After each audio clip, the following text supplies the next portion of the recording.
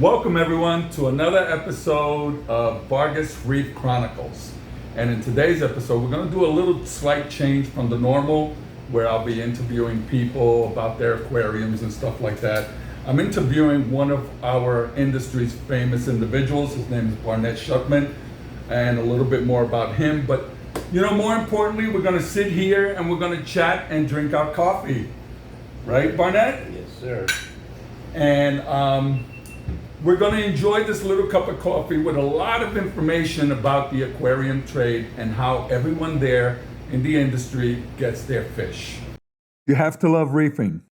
The importance of all the fish coming in and how healthy they come in, all the protocols that he has in place in order to make this happen. But before we go there, we're going to touch a little bit on how we met, right? Because we've known each other for 35 years. 35 years. And we come a long way. We're both from the Bronx. Yes, Bronx, New York. That's right. Born and raised in the Bronx. But I'm going to have Barnett tell you a little bit about himself and how he got to this kingdom that he has here, RVS Fish World. So, Barnett, tell us a little bit about yourself. Okay, Tony, basically how I got into this hobby was through my father. 9 years old, he got me my first aquarium, and it's been a passion since then for the remaining of my please long life here. So at 9, we started with fish tanks in the house, and then from that, I started breeding freshwater in junior high school, was selling fish to, back in those days, the Martin's Aquarium in Pennsylvania. Oh my God. Right. Okay. Yeah, wow. They were one of the premier pet stores in the Northeast. Probably one of the best when I grew up walking in. So I used to sell what I was breeding in my aquariums to Martin's Aquarium, which was great because it helped myself and my family with the extra income. And then from there... Quick question. What were you breeding? Cichlids, jewelfish, firemounts, red devils, to name a few. And basically they would take everything from me. So it really helped out, and it was a passion. I had 30 aquariums, 3 tiers, My God. 10 aquariums on each tier. And basically it came to the point that if I wasn't home, I couldn't sleep well because I was so used to sleeping with The sound of the aquarium in the back. Right. That was your white noise. It was heaven. So that was a... But I have a quick question. So you had all these tanks in the house? In my bedroom. In your bedroom? Yeah, 30 aquariums on the wall. And how were your parents about it? Because there is a parent factor in order to keep aquariums. A lot of parents are like, well, you can't put that in my living room, or you can't put that in the den, or you can't put it in the living room. So you had it in your bedroom, but they were receptive to all these tanks? We were a family of the pet industry. My father bred Weiner Hammers, so we grew up with dogs. We had cats. Aquarium was just the most relaxing thing you could have in the home. Come home with a hard day's work, you sit in front of your aquarium, all your stress and pressures just release themselves. So my father loved it, he had his passion because he gave me my first aquarium at 9. Nice. So when you structure that into your livelihood as you keep growing, and your passion grows with it and everything, it really basically it was a dream come true. Imagine you could earn money from your passion. Imagine that, okay?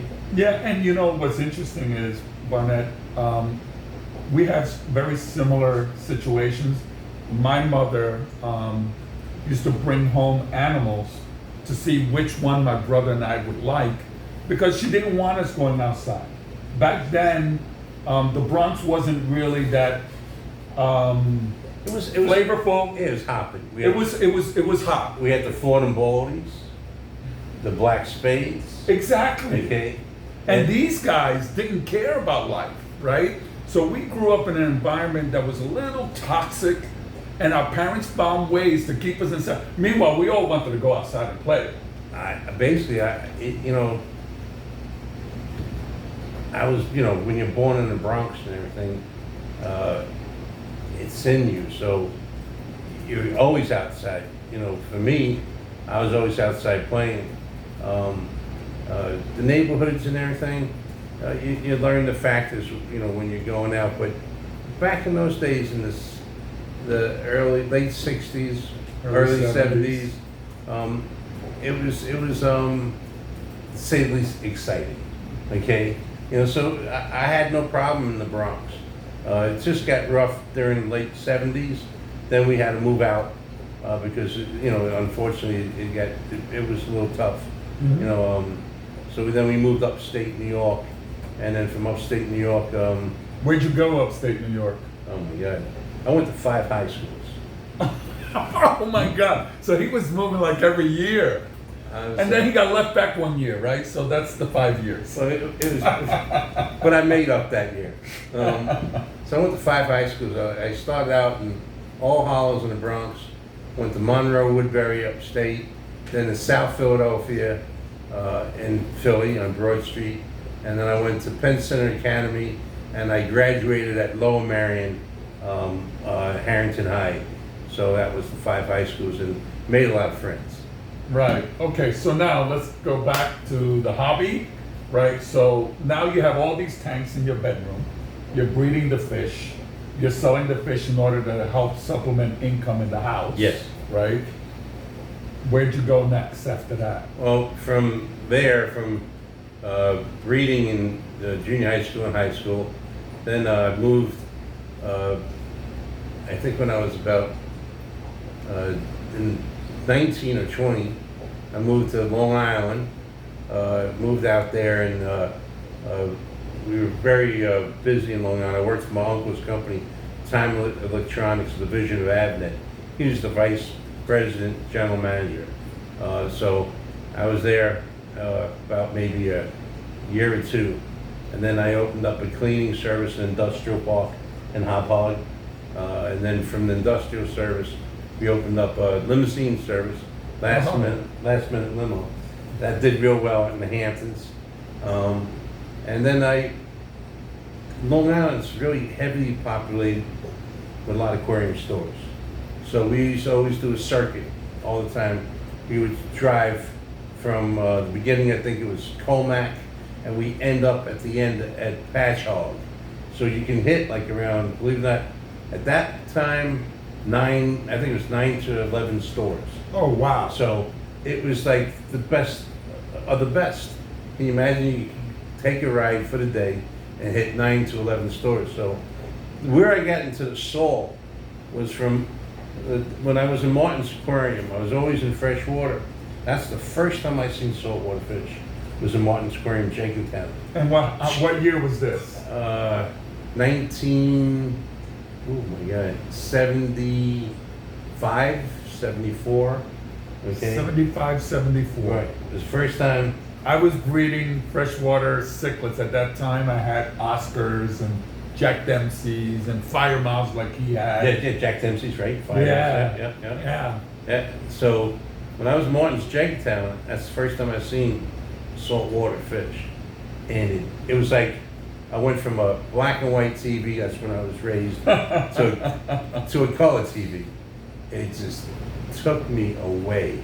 I see the huma trigger, okay, annihilate a goldfish, which just like within seconds. So I was like, and it just it was so exotic, the color of the fish.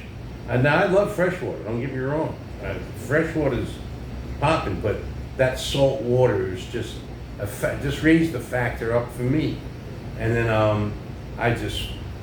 it just grew my hobby. I said, now I wanted a saltwater aquarium. It was hard in the beginning, don't get me wrong, it's very difficult, okay? But as Cup says, never give up, okay? So basically, that's the passion you have to have in your heart, okay? I have a saying also, everything's possible. I don't take no for an answer. You have to really, it's what is in your heart and what you want to accomplish. God has put us here for a short period of time. You wake up every day, don't have an excuse, okay? Get up, be thankful, and take that day like it's your last day. Now I go to all these stores, and I'm a big collector. At that point, I could buy in every fish you can imagine. I think I had 8 saltwater aquariums. Oh my God, you finally set it up. What was the filtration you were using for those tanks? Back in those days? Yeah. Oh my God. Under gravel filter? No. That was freshwater. Under gravel, I went into fluval filters. Oh, the canisters. Right. And Eheim. Uh-huh. A lot of water changes. Okay. And then the best was the Vortex. I told you. Yes. There's nothing better than Vortex diatom. Yeah, You know, atomic earth. that is, you know what I mean? That was just magic. So now you have all these tanks. And I have the industrial cleaning service, which basically in Hop Hog is the second largest industrial park in the United States. So again, I told you, when you're entrepreneurship, I learned a great thing.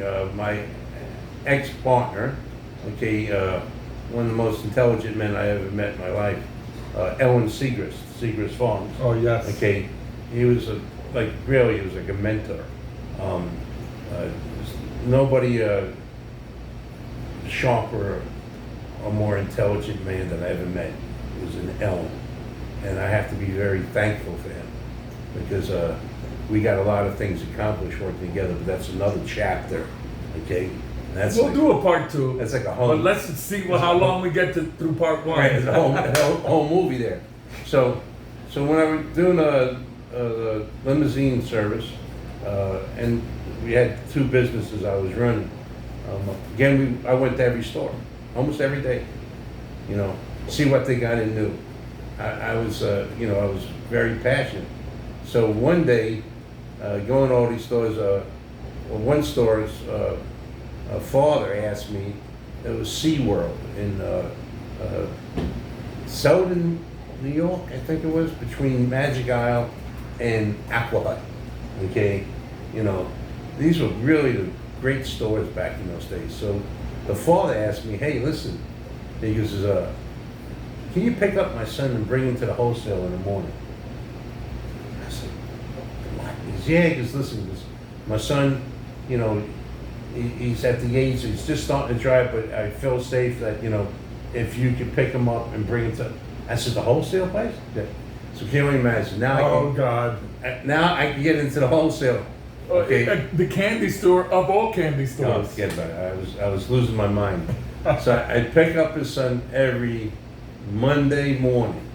Okay, pick him up at 5 in the morning. I get him an egg sandwich, hot chocolate, or chocolate milk. His name is Rob Prisco. Great kid, young man now. Okay, and the store was great, SeaWorld at that time.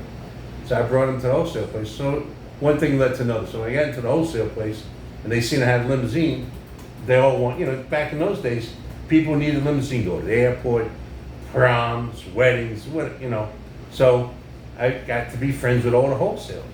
Oh my God. Okay, and then one wholesaler asked me, he says, hey, how would you like to go to the Philippines and swim with the clown triggers? And I lost my mind. Having all these aquariums, thinking that I've kept many clown triggers, had babies, and I could swim with clown triggers. So in '88, I flew to the Philippines with a gentleman named Leon Carmel. He owned Ocean something, in Long Island. He was a wholesaler, and he sold Clarity tanks. Remember Clarity tanks? Yeah, right? absolutely. He was the distributor for Clarity tanks. So let's get back now. So he says, "You want to go to the Philippines?" I said, "Yeah." I said, "What do I need to bring?" He goes, "Well, you're going to need water." I said, "Water? What do you mean?" He said, "There's no water." I said, "Where the hell?" You know, in my mind, I'm like going, "Water? It's Philippines means no water." He said, "You got to bring water. What else?" You ain't believe it. Toilet paper. I said, "Toilet paper?" I said, you want to talk about, you know, setting you up. No, he was serious. You were serious? Right. Okay. So here we are, traveling with 5 gallons of water and like 12 rolls of toilet paper, and I just thought. When you were allowed to carry water on the plane. Exactly. Right. Okay. Today you try that. See Right. what happens. Can't. So we get to the Philippines, and when we go through immigration, they said, "What's this for?" And I said, "He said there's no water here." And he said, Leon, I said, he said, "There's no water here, and there's no toilet paper." They said, "Where you from?" I said, "We're from America." "You Americans." I said, I was so pissed off, you don't know. I looked at him. Leon was working with a gentleman named David Baskin, and he made all the synthetic coral at that time for Instant Ocean. Tom Frakes. Yes. Okay. Mhm. Right. So he was here in the country making the molds and way back in those days. And then I was with Leon, and he was buying fish from a lady that had a place in Palawan, in Port-au-Princess. Oh, yes. That was company was Reagan Ricks back in the days, and the lady was doing at that time with Steve Robinson doing net training. Okay, Steve was the one who really introduced it to the Philippines, and I seen the passion, and so I said to myself, I go, wow, I said, this lady needs help. And then the gentleman who owned the wholesale facility, seen that I basically acclimated very well into the country, and he said, "Hey, how would you like to stay in the Philippines and go around these exporters, pick my fish, and I'll pay you to stay here." Now, I had my own business in the United States. Okay, I didn't need that. I had my own business to get home. But when I seen the passion of the people here, I fell in love with the country. Okay. It's easy to fall in love with the country here in the Philippines. I've been here, this is my 15th trip to the Philippines. And I can honestly say, I've enjoyed every trip that I came. Not the first one. The first one I came in like a rotten American, coming in complaining about no AC, no this, no that. The second time, I started to absorb the country. And the people here are just, I mean, you tell them you're American and they put a big smile on their face and they're happy to see you. I love that they had such traditional family values here in the Philippines. Fell in love with the country. So I called my father up, and I just told him, "Dad, I ain't coming back." And he said, "What are you talking about?" He goes, "There's martial law, there's tanks in the street." I go, "It's safer than America." I go, and he could not apprehend. I said, "Dad, I'm not coming back to sell." So I said, "Just sell the business." So I basically, from 88, I stayed 3 years to 91. Stayed mostly in Port-au-Princess, Palawan, and I helped this lady with this Reagan Ricks. I fell in love with the Philippines. I fell in love with everything. I met my wife here, which I was very blessed. Okay, and then after working here for 3 years, unfortunately, my mother gets sick.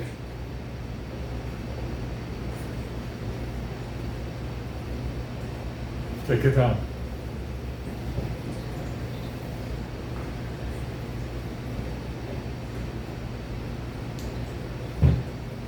Man, death of those parents. It's tough.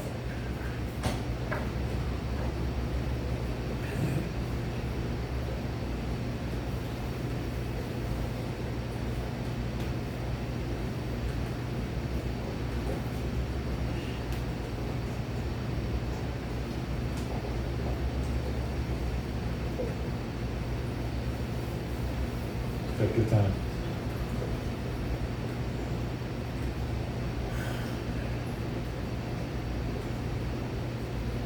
So Barnett, you had to come back home because my mother got sick and she passed away in 92. Okay. So it was very hard because that's when I met the love of my life. My wife, back then it was very difficult. Immigration laws, had a process. If I stayed, no joke, if I stayed in the Philippines, within 1 more week, we would have been married. Well, my mother called up and said that she's very sick. Yeah, you know, your mother, you go. Yep. So I flew back and watched her fight for her life for a year, and unfortunately she passed 92. And then, Then what opportunity came up with? well, when I first went back to the States, I started selling a lot of Red Sea fish throughout the United States. Okay, so I was selling Red Sea and Philippines. And then I started selling everybody, and that's Seagrass Farms was one of the people I was selling to, the Red Sea fish. Long story short, went down the farm down in Tampa, met with Ellen and everything, Right. and we made a partnership, and it nobody can touch us at all. Till to this day, okay. It's just how we get that Bronx attitude, okay. It's just how it is. Take no prisoners, okay. What was that? Lawrence of Arabia, right? Yeah. So that's business terms. But don't take it personal. It's just business. Okay. So when we did the Red Sea, it really gave a different variety than all these other countries that were coming in.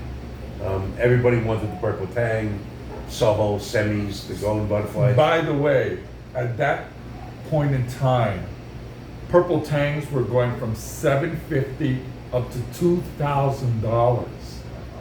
And you know, when you think about, I mean, back then, $750, $2,000 was a lot of money. Yeah, you could basically almost buy a car. Yeah, Cutlass Supreme, okay, that was my first car. It was $2,300. Me too. Okay. Exactly. Crazy. So when you fish think that you you can buy- buy a car that's comparably priced to a fish, you know, you have to But- put your priorities together. But now you gotta remember your priorities are, that was the retail at the end market, okay? Right. So when you really step up and everything, you know, it's pretty crazy. One day, I will write my memoirs and put it more in perspective. Okay. I guess I'm gonna be busy. Maybe you could write the book. Okay. And that would be number one seller. I'm telling you right now, it would be number one seller because it would really educate the people of how this industry really operates. Yeah. Okay, from soup to nuts. So, And I wish we could, and honestly, I wish we could cover all of that because there is a lot of interesting factors involved in this industry that the rest of the world really just doesn't comprehend. And it's not because anything's hidden, it's just that it involves a lot. There's communities that are affected. This is why when they put, oh, well, we want to ban exportation of fish. You know, you affect communities, you affect industries, you affect taxes. Think about getting rid of a whole community and there's no tax being collected anymore because you want to get rid of that industry and how many lives you affect. Look, the automotive industry, they say, well, you know, we could do without this, but how many families are affected in the automotive industry if you shut one factory down? How many people do you shut down when you shut down? Because right now, let's face it, what Barnett does here in the Philippines, he provides to so many families opportunities that aren't there if he's not here. And this is really something that the globe really just doesn't understand. They look at a fish in a tank, they go, oh, how pretty, oh, well, that costs too much. Well, bear in mind the chain, the chain of custody to those animals affects many different lives, many different families. Think about every time he puts 20 boxes on cargo, that's money that the airline is making.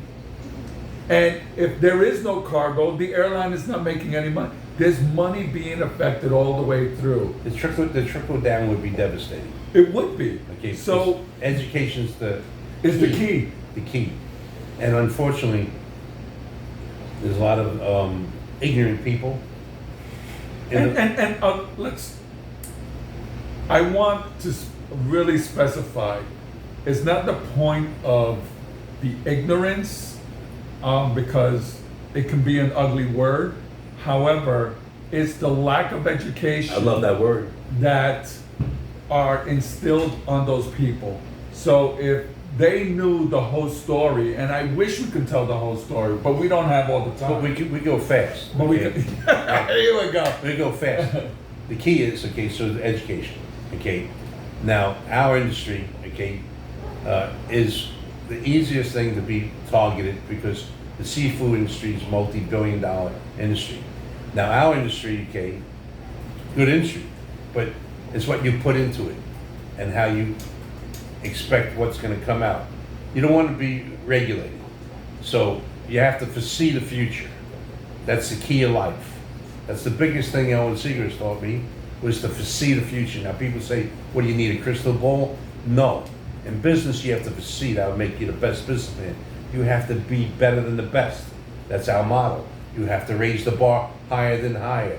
That's the way you can achieve and improve things. So, bottom line is, educating everybody on the industry. But here in the Philippines, we do net training programs, we set up substations. Substations where you want to get your quality is don't let the people bring the fish to you, set up substations, stabilize the fish at the substation, and then the divers don't lose time traveling 2 days into Manila and out of Manila. It is so detailed what we do. And basically, and it's great to look at your beautiful aquariums at home, and keep looking at them, because it's great. Because the more you look at them, the more you purchase, the more we can help and give a better livelihood to the coastal community. The more fish we sell, the more they earn. Okay, so it's a win-win. It's a win-win, and the most important thing, working with the fisheries here in the BFAR here in the Philippines. Okay, and working with the local LGU. Let them know who BFAR is. BFAR is the Bureau of Fisheries and Aquatic Resources. BFAR. You know, you can look them up and everything. They've been here for 70 some plus years. Our industry's been here for 50 some years. I'm the, believe it or not, I'm the, oh my God, it's too much in my head. I'm the public relation officer for the Philippine Exporters Association here in the Philippines. So I have to do all the lobbying all over the country, okay? And it's a lot of work. So if you just think that we're just getting fish and exporting, it is so detailed. My job is 7 days a week, 24 hours a day almost. You know, I gotta get more sleep. But well, I know you don't get any sleep, because when you should be sleeping is when you're communicating with me. When you should be sleeping, you're communicating with Australia. When you should be sleeping, you're communicating with California. So I know that you're not sleeping. You probably get about 2 to 3 hours a night. yes, That's it. right, and it's not healthy. But the greatest thing is, if I need to take a nap, I can take a nap. But you know, that's just Part of the business. Part of the business. And it's much more involved than what most people think.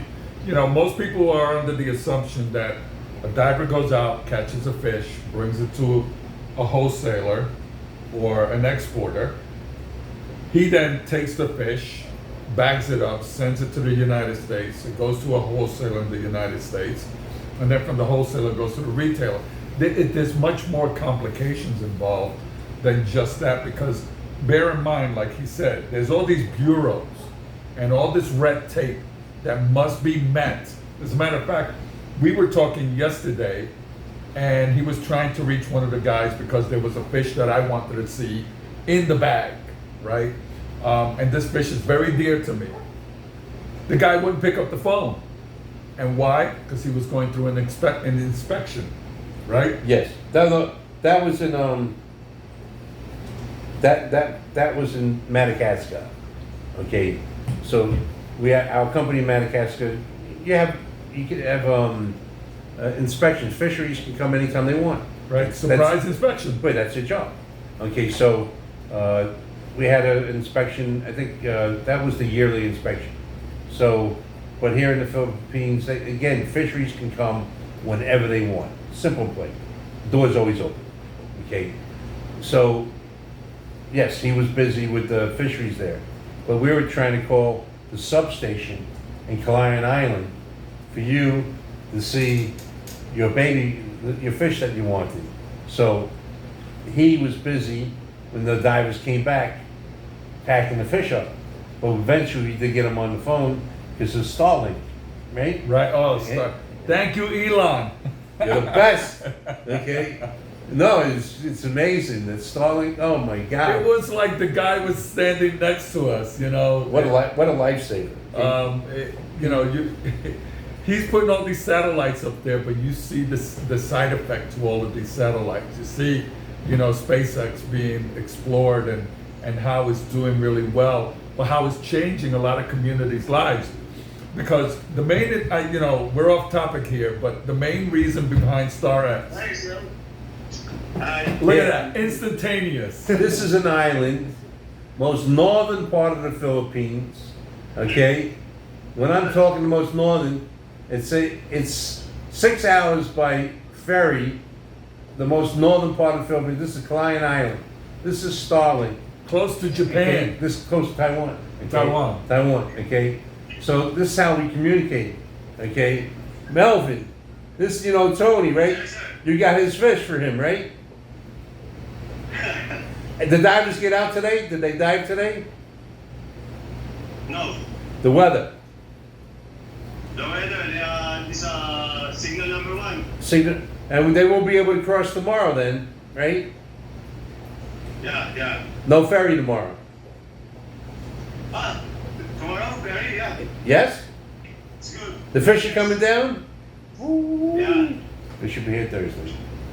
I'll say, so you see what has to go through. So this young man, Melvin, okay, it runs our substation in Calayan Island. We have 10 substations throughout the Philippines, okay? Melvin, we love you. Tony loves you, okay? Love you too. Love you too, All right. okay? God bless. So, just trying to give you what the live feed's like, okay? And we do this throughout the whole world. Thank God the internet makes a great difference. And that makes a great difference that now a lot of people can be educated, to have an internet. Can you imagine this island never had internet before, okay? Thank God the mayor there, he brought Starlink in, okay? And he allows anybody close to the municipality to link into it. Right. So the mayor, Lopez, is excellent. What a great mayor, okay? That's why when he seen what we did, he asked us to come in to educate, train. He wanted to see it first because this island is so remote, okay? Yeah, I saw it on the map. Right, and we trained, he wanted us to train 10 divers in the beginning, PADI certify them, okay, on scuba tank, and then compressor can be used, but he wanted the scuba tank, PADI certified. Okay, so can you imagine? We went out there, we had to buy Bauer equipment to refill the scuba tanks. The investment was huge. And thank God we have a lot of people in our industry that support our net training. They help, they donate, yes. yeah, it's Yeah. tremendous. So like for this training would cost like $80,000. Okay, so we reached out to a couple of our big importers. For instance, like Natural Seagrass Farms, Sun Pet, Fish Mart, okay, Sandy Moore, God bless you, Quality Marine, Chris, okay, Yeah, Chris. Dynamite, okay, Polo Reef, Yeah, Andrew. Andrew Sadler, okay. Yeah. Look how he took the hobby and he's took this next level of education. His work is priceless. Well, that's what we have been saying since 19, oh my God, when I started, far back, okay? Okay, so education is the key. So now you instructed or you're instructing individuals on how to capture fish properly with scuba gear And compressor, and nets. it's compressor, okay, hooker. We gave them all the best equipment, okay? The best, we import the best monofilament netting in the world. Okay, I'm proud to say we have enough net for 30,000 divers. So we have all the countries all over the world contacting us for nets. And we ship them the nets. Because the netting that we get, the eye is very small, okay? Okay, so to make a run on a machine, the companies ain't gonna just tell you, you can buy like, you know, a bundle or two. Right. You gotta put a huge order. Many Right. companies can't do that.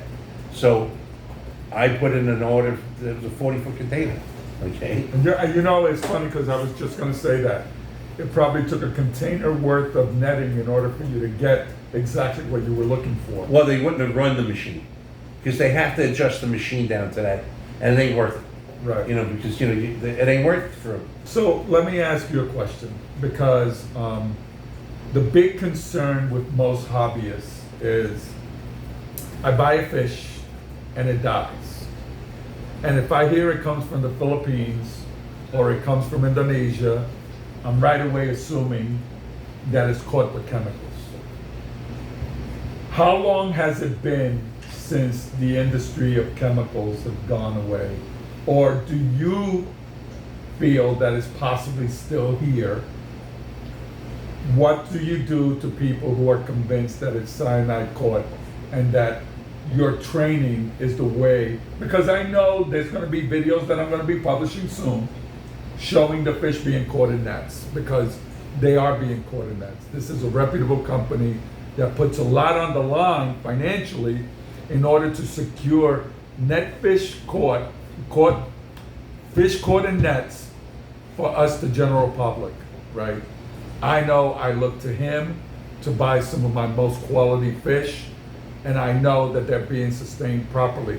But how do you convince the people, aside from the investment that you make with the divers, how do you convince them that these fish are not being caught by chemicals? Right, Kevin. And now in the Philippines, chemicals are a thing of the past. It's how it comes from the field, down from the field. Okay, we, or our substations and whatever we do, we're 110% collected with nets. Okay, there's no drugs. And here in the Philippines, where I feel, I'd say it's like 95% all nets. Okay, the areas that don't have the nets or have the education, they're all different types they could use of chemicals. Okay, different types. But with the education, the more you educate and everything, the more training and everything, it ain't the chemicals that kill the fish, because if it was, the fish wouldn't make it out of the Philippines. Simple and plain. They wouldn't. You know, I've been under the water, I've been all over the world, I've seen them collect with all different methods, okay? And no, the fish that get hit, they if they're stunned, okay, they could possibly like quinidine, okay, there's like 5 different types of chemicals they could use, okay? But they can't afford it. It's number one. These are poor people. They can't even afford to put rice on the table at night, okay? You think they're gonna be looking for, they can afford chemicals? No. So, right now, it's really the condition how the fish come down from the field. So it's post-collection. It's everything. You can have the best net caught fish, it's a bad quality. Okay, so it's really how they handle the fish in the field. That's number one. That's why we do these substations. The fish get brought to us. We're responsible to condition the fish, hold the fish, our own people. Well, Okay. by the way, I would have to say that you have a guy in your employ, his name is Thomas. Yes.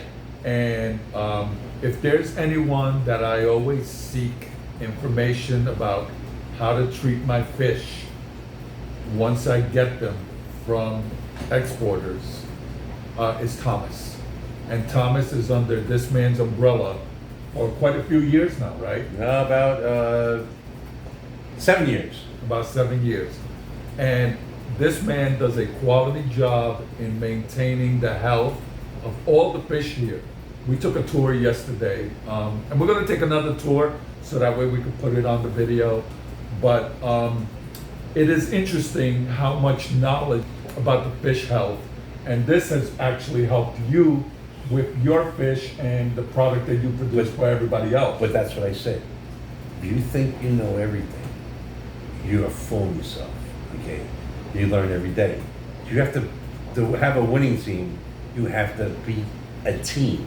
No old stars, no egos, not, naming the company, after, like I said again, it's teamwork, okay? It's teamwork. You have to build yourself with the right team. Myself, if I don't know it, I'm not going to tell you I know it, but I will know who does know it. That's the difference, okay? So we make it work. We're not perfect. We're all humans. Yes, we have the best team, I feel, of anybody in the world. Simple. Am I bragging now? No, I'm boasting, okay? And that's how it is.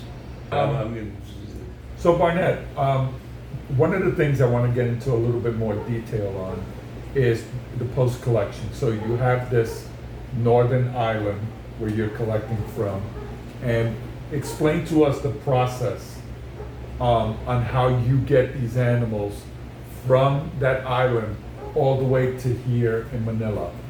Okay. Well, episode 1 ended quite interesting. The question that it left off with will be answered in part 2 with RVS Fish World and Barnett Shutman. Now, we as reef hobbyists are always curious as to where our fish come from, how are they collected, how are they maintained, how are they cared for, and how do they get to us? And all of these questions will be answered in part 2. However, until then, smash the like button, subscribe to the channel, and hit that notification bell so you can get part 2 when it arrives. Until then, VargasReef Chronicles out. You have to love reefing.